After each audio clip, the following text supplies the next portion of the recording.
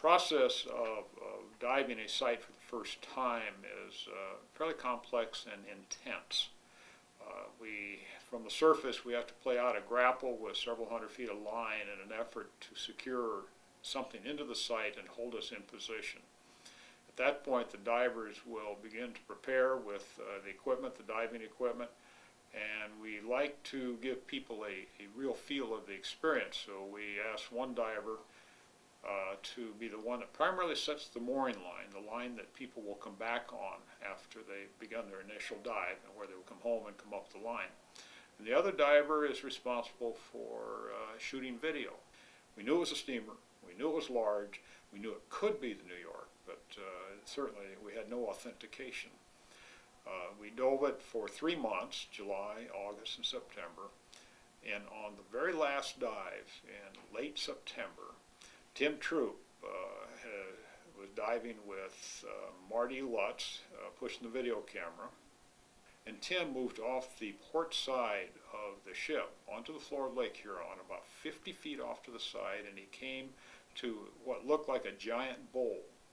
And he put his hands on it. It was very heavy, very hard, and it wouldn't move. And eventually he forced it and managed to turn it over, and it turned out to be the capstan cover to the vessel.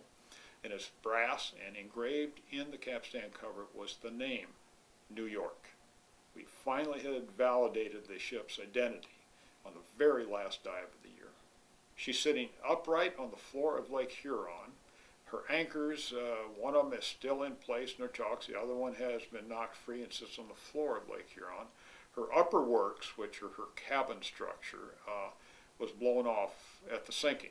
And this often happens to wooden vessels or any type vessel that has fragile uppers, as we call them, because the air comes, water comes rushing in, and the air just rushes to escape and literally just kind of blows the weaker parts of the ship off the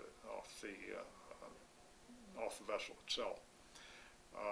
The hull remains in very good shape, except for the stern, where apparently she went down stern first. The future of shipwreck hunting in the short term is still a great, exciting adventure. Long term, we're not creating more shipwrecks, so each one that has been found reduces the absolute count that's left yet to be discovered. So it may be 10 years, it may be 20 years, but eventually most of the ships will be found and documented as part of historical activity.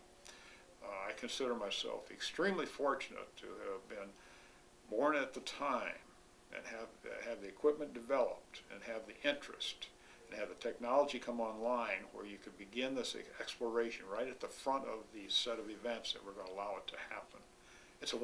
Timing's everything. It's much like I often muse about the westward expansion in this country, and there was a great 20 or 30 year time period where you had the great stories of the Wild West and the lawmen and all these fascinating things that happened. Well, finally, they got to the West Coast, and that whole scenario became a picture of a time and place that simply began to cease to exist because of the fact that we ran out of that westward expansion.